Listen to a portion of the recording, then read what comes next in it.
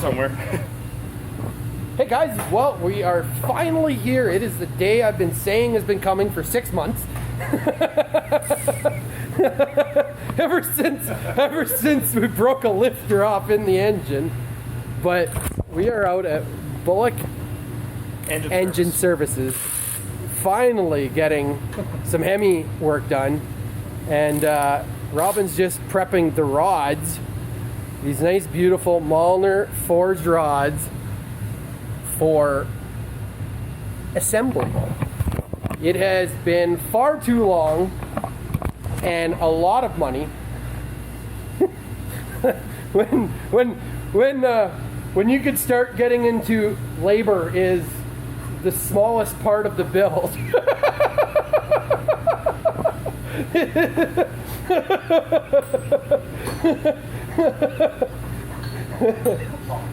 Yeah, you got problems. As many moons ago I showed you guys, we ended up picking up some forged Molly. Technically we were just going to do drop-ins, but then I got the bright idea of let's throw boost at it, and then with boost came the idea of let's throw rods in it. So we're going to have easily 1,000 horsepower capable block. Now obviously you cannot put a real number on it, and I say that because you can call it 1,000 horsepower rated and it might make 1,500, it might make 600. Tuning, it plays a big factor. Assembly, I could have one rod bolt that just isn't happy from factory, you just don't know. So I would say I should have 1,000 horsepower capable, but we're just gonna get everything set up. And for anybody that's not using Bullock Engine Services, I'm telling you, you're missing out. It might look yeah, it might look like, what have you done, Joe? But I'm telling you, he's the one that did all of the head work for my diesel, and it's been perfect.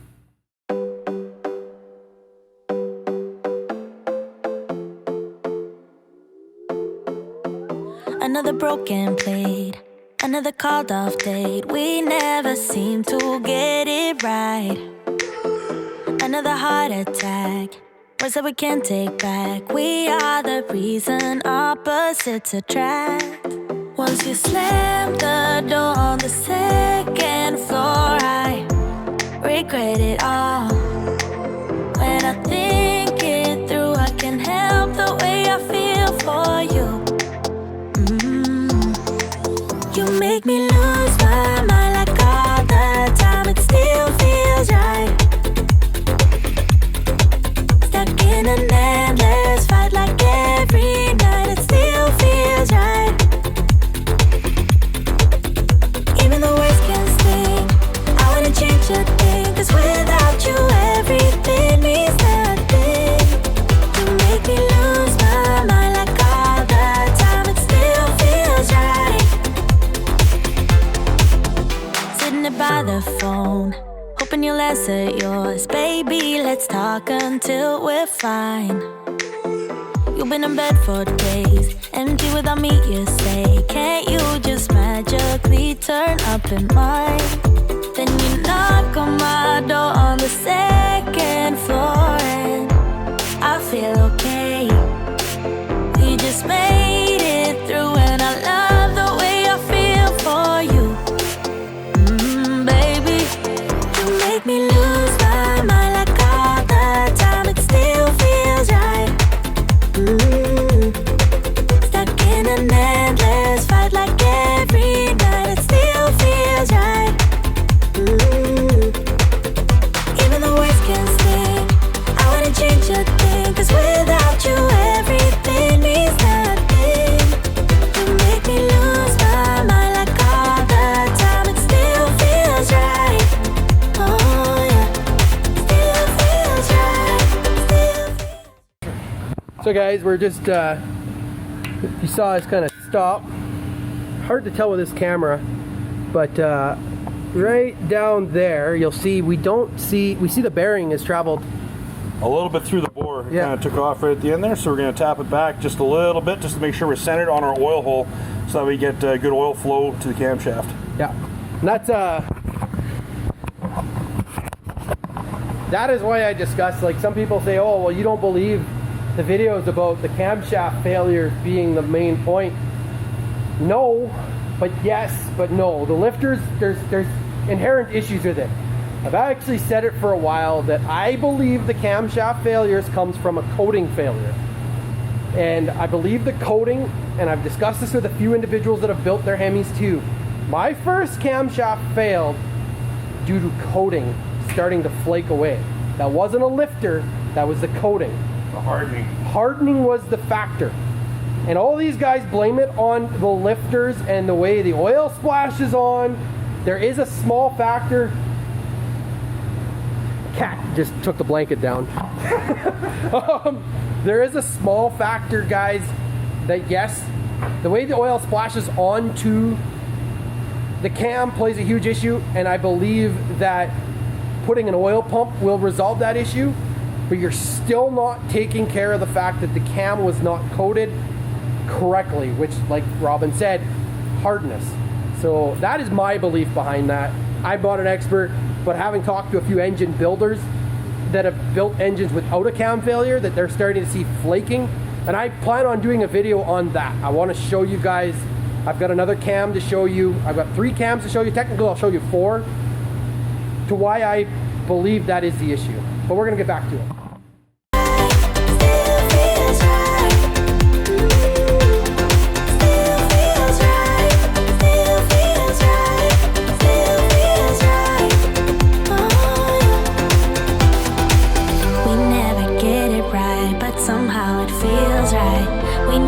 Get it right, but it still feels right. We never get it right, but somehow it feels right. That's how I feel about you. You make me lose my mind like all the time. It still feels right. Stuck in an endless fight like every night. It still feels right. Even though we can stay, I wanna change a thing. 'Cause without you, everything means nothing. You make me lose my mind like all the time. It still feels right. Oh yeah, still feels right. Still feels right. Still feels right. Still feels right. Still feels right. Still feels right. Oh yeah.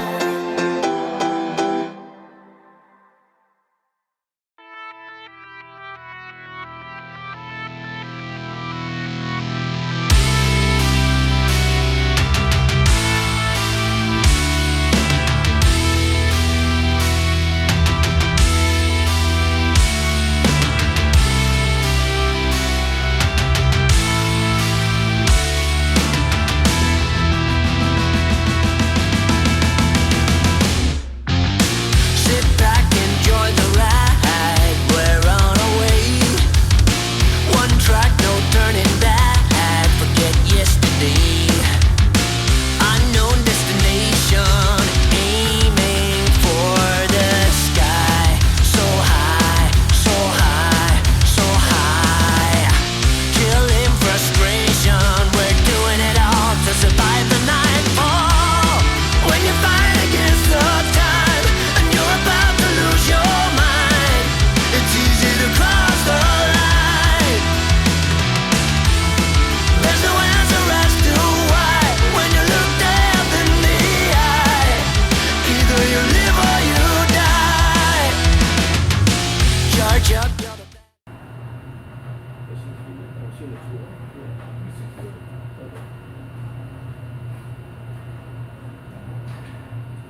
Whoa. What's whoa? What the fuck? What? Did it stall it? Yeah, the tool fucking munched it. Oh yeah, it did too. Fucking Oh, prick. well, we're done. That sucks. Alright, buddy. Thought we was going fine. The boat did on the both of them. Yeah, we're done till we get back cam bearings now. Should be able to get them over. Should be able to get them over. I'll be able to get them from, yeah. Just get them over the side. We'll get everything assembled. Yeah, we'll assemble Yeah. everything else, and we'll put the new bearings in after. We'll measure out these rods and get them Yeah. all checked and button off. Yeah, the WSI will be able to get them Overnight. overnight, yeah. Or that day. Yeah. Call them first thing in Yeah. the morning. They should be in stock. Yeah, we gotta go there next time. We gotta go there next time, you know. Yeah, that's it. SH191S. Let's do them all. No, I know. I gotta get the whole kit. Yeah. That's crazy. I wouldn't have expected that. Yeah, I mean, like, this is the tool. It was set tight Yep. in there. And like, It must have just fucking. just slipped aside. Yeah. Maybe. Let's see on this. Did you fuck up this one then? Yeah, it did too. It did, yeah. Well, use a thinner rubber squeeze. Well, use a thinner rubber because this is a thin bearing. Yeah, it did fuck up that one too. Sure Wow. Look at me, we thought of that. Yeah. Well, those them just come out. Yeah, down motor, yes. How the fuck up a Hemi?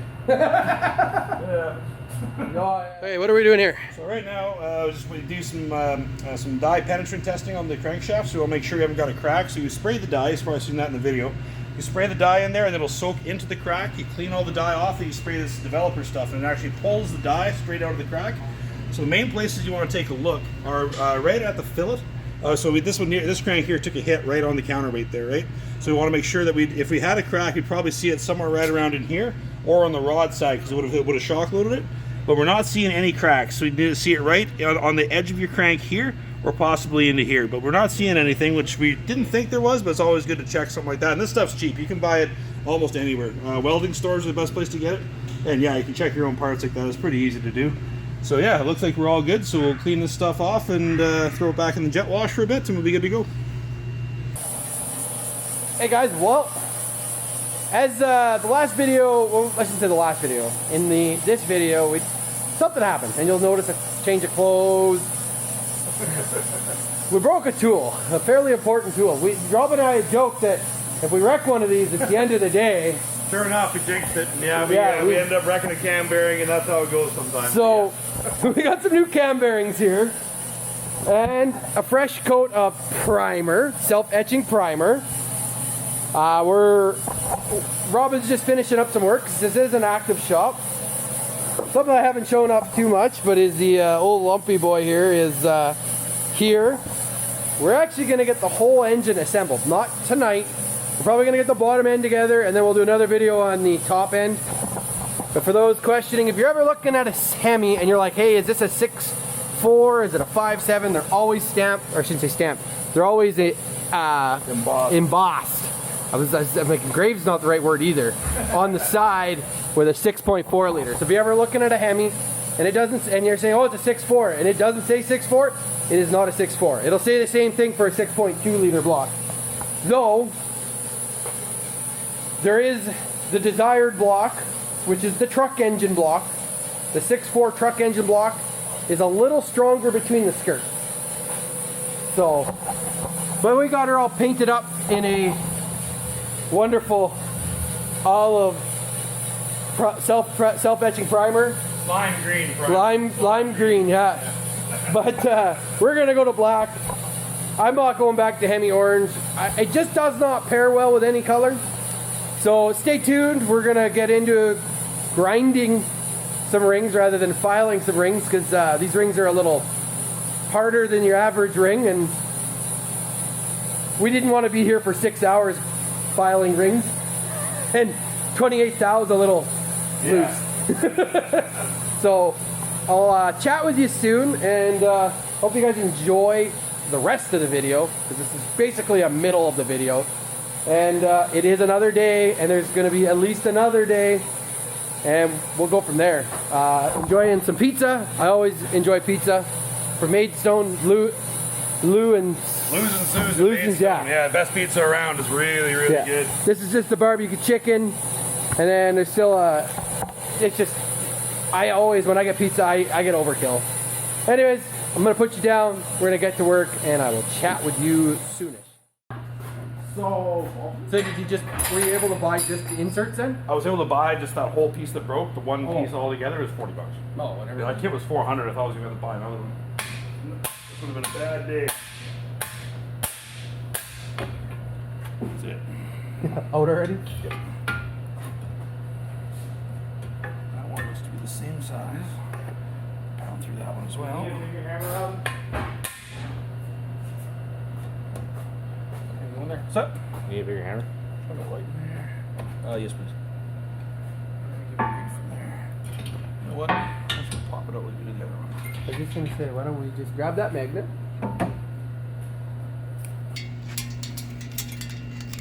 And then I just had to rotate it. There's a small amount of metal in it, so it's not. And then once you get it there, you just, This side, yeah. There we go. yeah. So then, guys, as you can see, we actually caused a little bit of damage installing because the tool broke on us.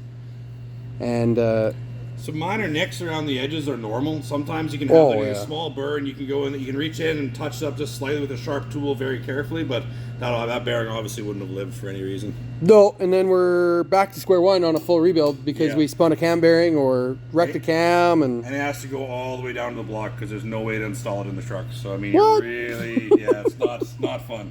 so that's why, guys, we got another set of cam bearings here.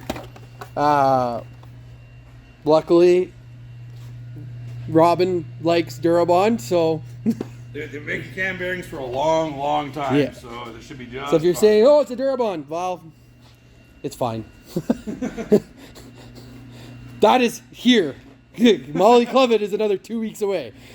Some engines will have inherent failures. So I mean, like if you look at LS engines or other types, some other types of engines where they had a cam failure, then you want to be really choosy about your parts. But something like this, the Hemis aren't really known for cam bearing failures. So I mean, I think that running something like this, which is a good brand name, you really don't have to get too fussy as to which ones you're really running.